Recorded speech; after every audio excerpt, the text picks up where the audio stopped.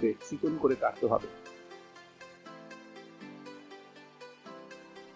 মাখানোর জন্য এখানে আমি 1 চা চামচ আদা রসুন বাটা, 1 চা চামচ ধনিয়ার গুঁড়ো এবং 1 চা চামচ গরম মশলার গুঁড়ো দিয়ে দিলাম এবং এখানে 3 চা চামচ ফেটানো ডিম দিয়ে দিলাম।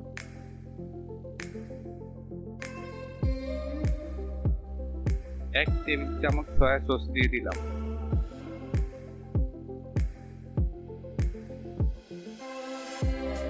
আর 2 টেবিল চামচ ময়দা ও 1 টেবিল চামচ কর্নফ্লাওয়ার একসাথে দিয়ে দিলাম।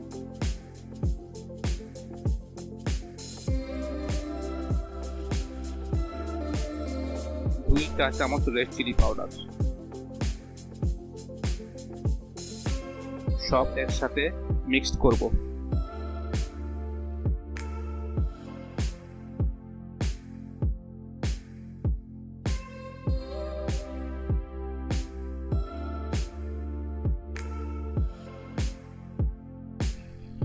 বিফগুলো 10 মিনিট তেলে ভেজে নিব।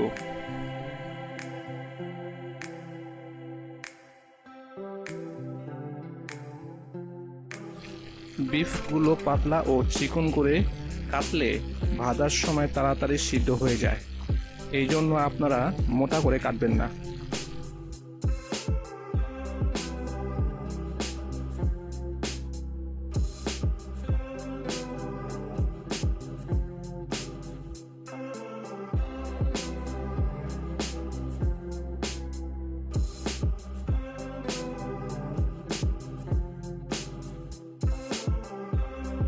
সিজনিং এর জন্য সস তৈরি করব। একটি বাটিতে 2 টেবিল চামচ টমেটো সস এবং 1 টেবিল চামচ সয়া সস আর 5-6 ফোঁটা ম্যাগি সস দিয়ে দিলাম।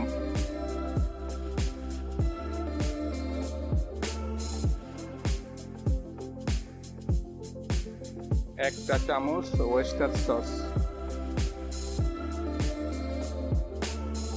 এবং একটি পানি দিয়ে 2 টেবিল চামচ চিলি সস মিক্স করে দিয়ে দিলাম। মিক্সচার করতে হবে।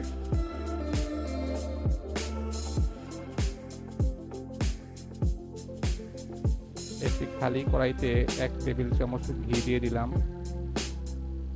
এরপরে 1 চা চামচ রসুন কুচি দিয়ে দিব। রসুন কুচি দিয়ে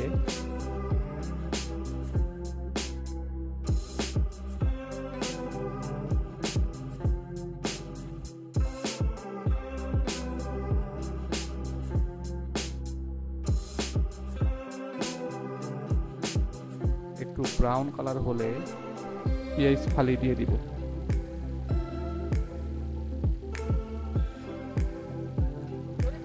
ভালো করে নাড়তে হবে। গাজর কুচি দিয়ে দিলাম।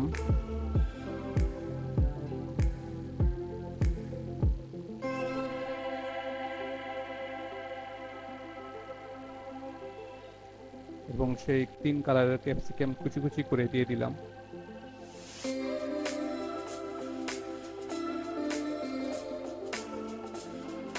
পুরো হাই হিটে রাখতে হবে।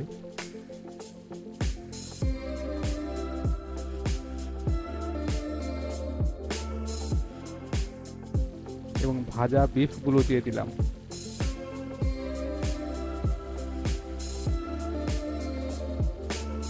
দিয়ে নাড়তে হবে।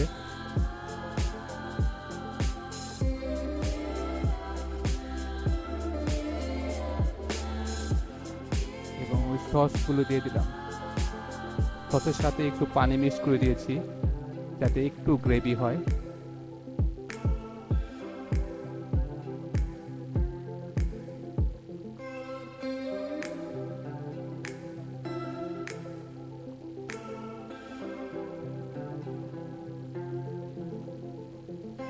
পুরোপুরি হাই হিটে থাকতে হবে, নাড়াচাড়া করতে হবে।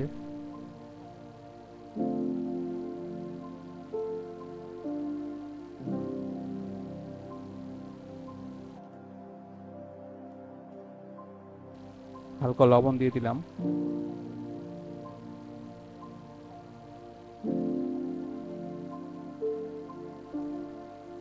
হয়ে গেল আমার বিফ সিজলিং।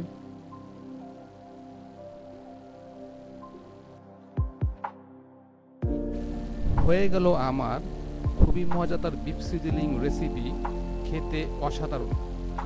আপনারাও বাসায় ট্রাই করতে পারবেন।